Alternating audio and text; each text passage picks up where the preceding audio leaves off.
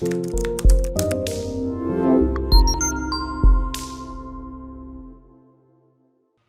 is Valerie Van Boeven with the Senior Care Industry Netcast, where leaders with 3 or more years of experience in the senior care market share their advice.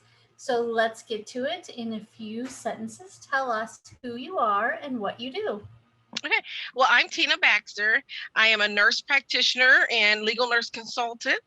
My specialty is geriatrics and my subspecialty is geropsych. And so, in addition to having my own clinical practice, working with a company in Indianapolis, I also have my business where I help attorneys on medical malpractice, product liability, and personal injury cases. Nice. So you're a very busy girl. Yes. All the time. That's cool.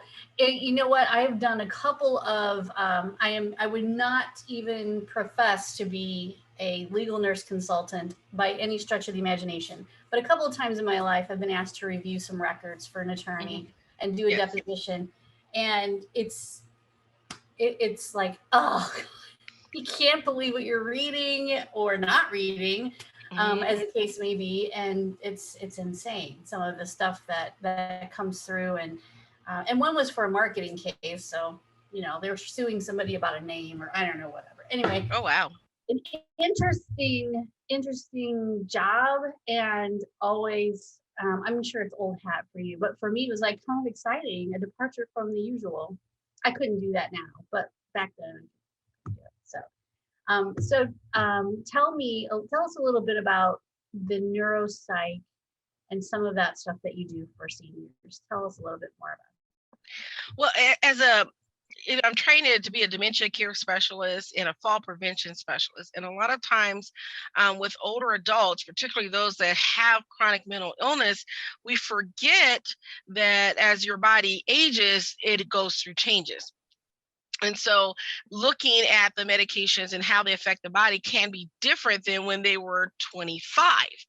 For instance, I had a lady in long-term care in the nursing home, and she had been on lithium for a very long time and was managed very well on the medication. Unfortunately, her kidney function was poor, and she was now in her 80s, and she just was not able to metabolize the medication at all. And I had to have a long conversation with her husband, who was like, she was so stable for years, I don't want to change medications. But even if we put her on the very starting doses of lithium, she would instantly become toxic and become confused. So having those conversations with the family and including the family and explaining how your body changes as you get older, and there may need to be some changes in some of your medications due to the normal changes of aging. And so that's one of the things that I do.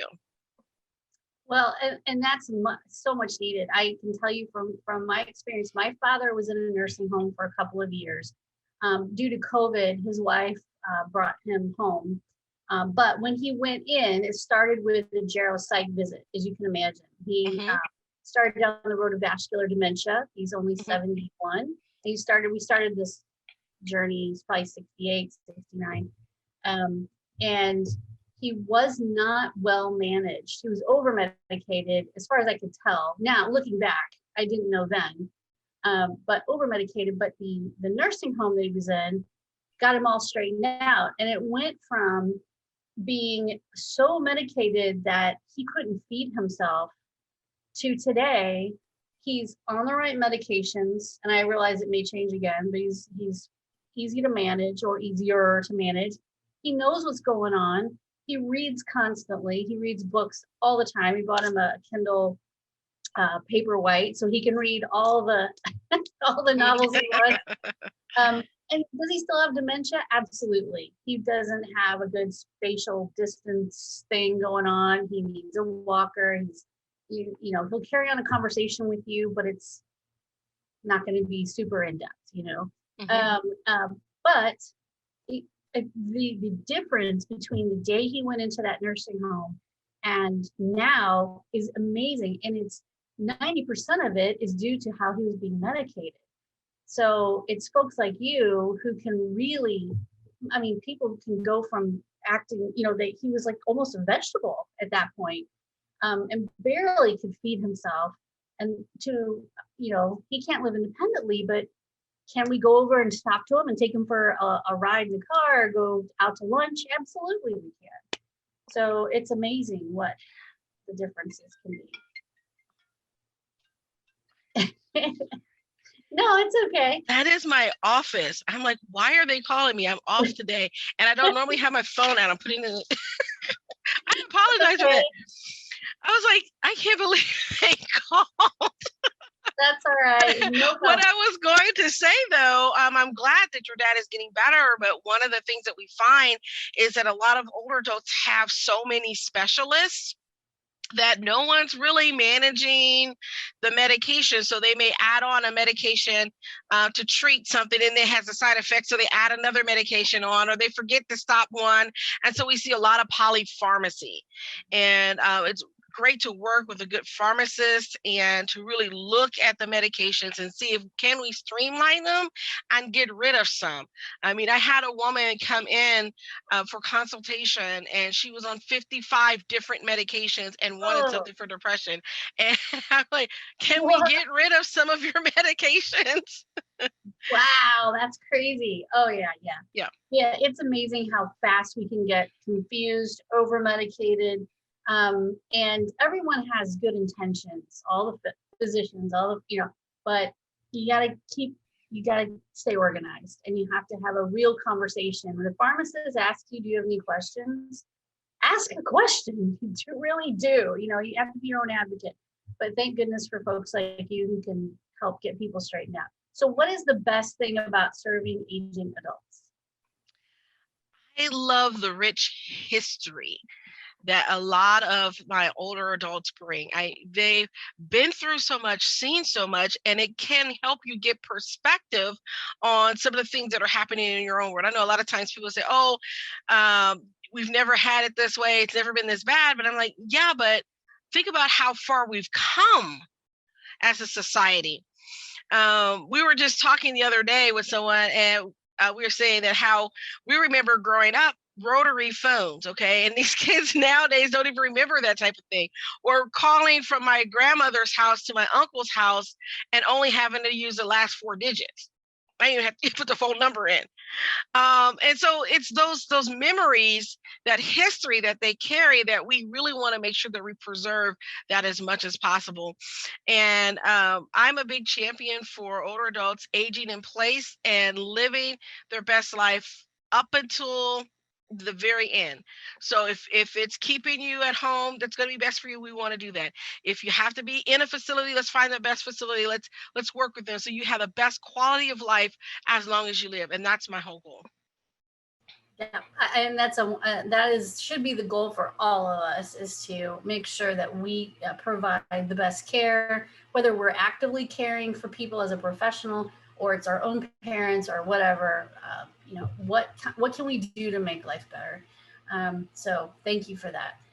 Okay, so the next question is about who's been a mentor, or what organizations are special to you. So I know, something led you down this path to where you are today, and there's probably organizations or people out there who really meant a lot to you along the way. Who would you like to give a shout out to?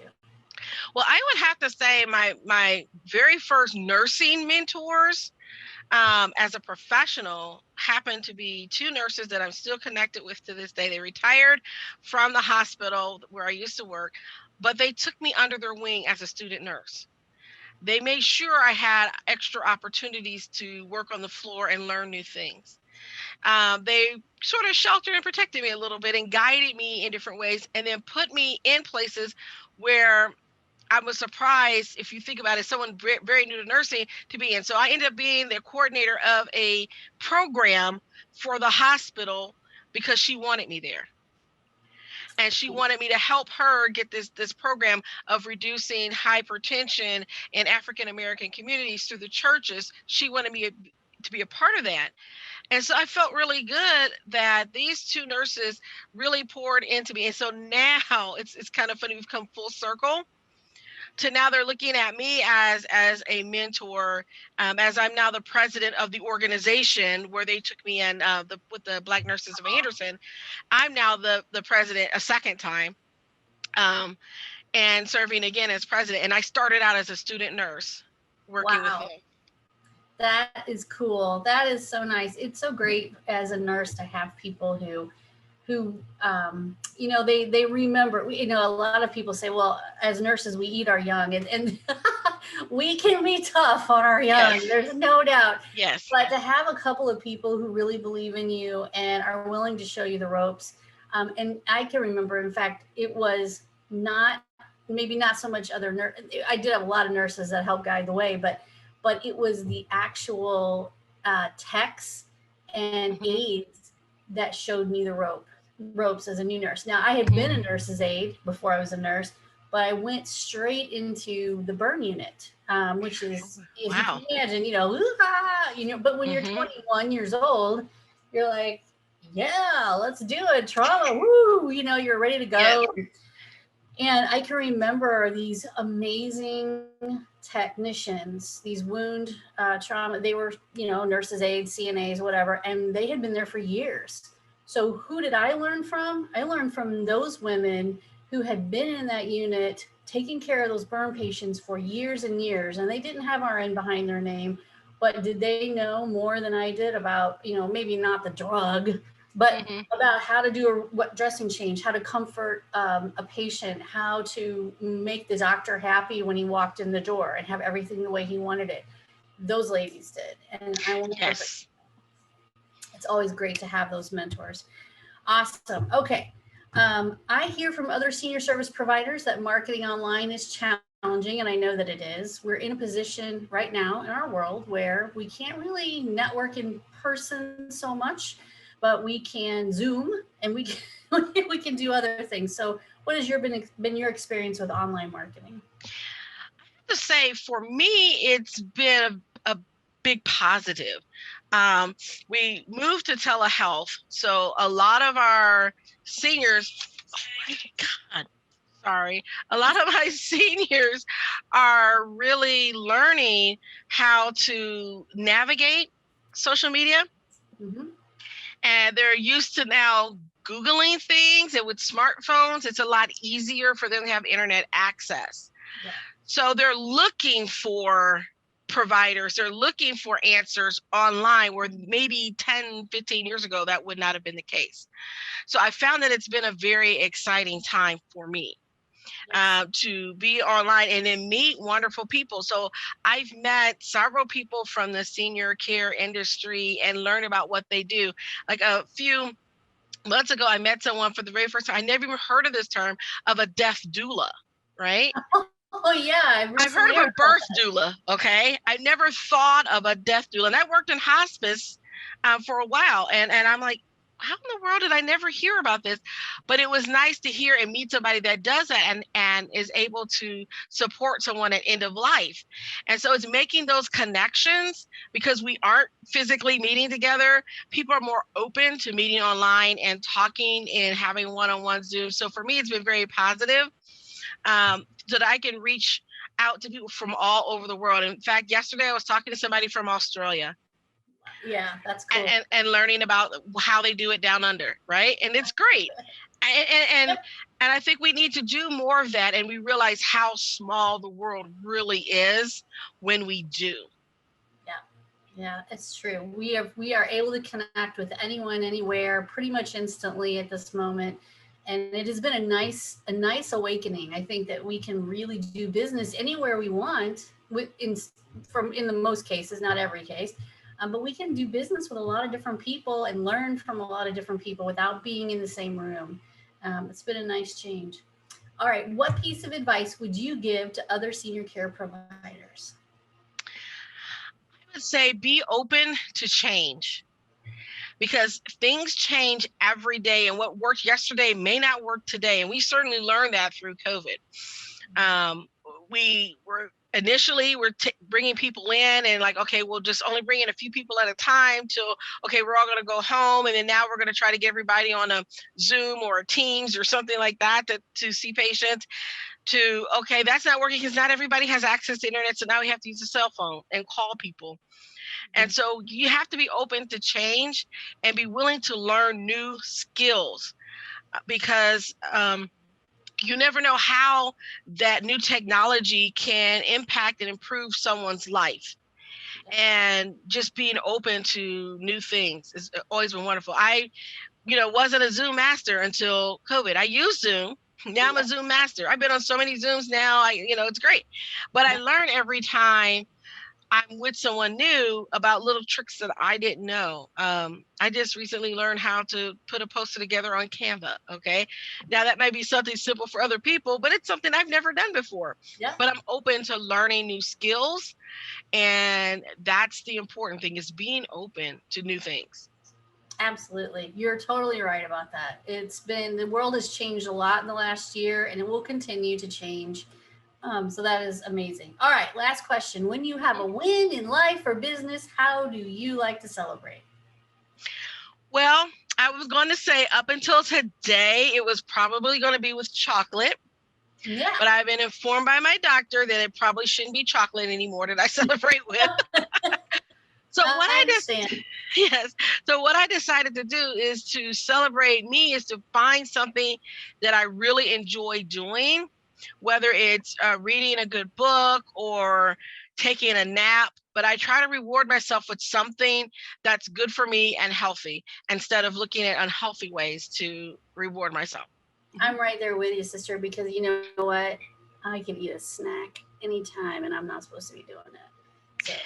So yes, I get a snack with carrots instead of cookies now. So that's where I've gotten into the healthy smoothies. So I've got these veggie smoothies, veggies and fruit in there, and then it's really delicious, and it does fill you up, and then I don't have to worry about, okay, I really want that chocolate cake, right? I can have a veggie smoothie, and it's a little, and it's sweet enough.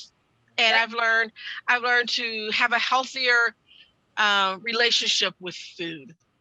Yeah. So I don't reward myself with food anymore. Food is fuel. Yep. It is. You're right. That's the way we should look at it. It's the way to fuel our bodies, not to feed our needs, or whatever you would call it. Yes. I don't eat my feelings. Right. Yes. Don't eat your feelings. But you come from a culture where, and a lot of us do, where everything is celebrated or remembered with food. Everything. Someone dies, there's lots of food. Someone graduates, there's lots of food. Someone's born, there's even more food. So everything is surrounded by food. So we sometimes have equated food as love. Yes. And so now we have to have a new definition for that. And so that self-love for me is embracing a healthier lifestyle. I agree. It has to be, if you want to live long. And my goal is to live long enough to see my children into independence. So if I can do that, then everything after that is icing on the cake. But I got to take care of me to make sure I live long enough to get them on the road. Yes, as nurses, we're very bad about that, of putting everybody else before us. But we have to learn that if you don't take care of yourself, you're not going to be able to take care of other people. And so when I teach stress management and wellness to people, that's what I talk about. And we do some mind-body work, and we focus on how your emotions are affecting your physical health, and how to recognize that when that stress is coming in, and how to change that without pharmaceuticals. Yeah, that's also good too. Anytime you can do it without pharmaceuticals. Thank you so much for doing this, for being on the show. You are a wise woman, and I appreciate all of your advice, and what you do for people is amazing. We will make sure that your contact information is with this video, and as soon as it goes out, we'll let you know. Thank you so much. You did great.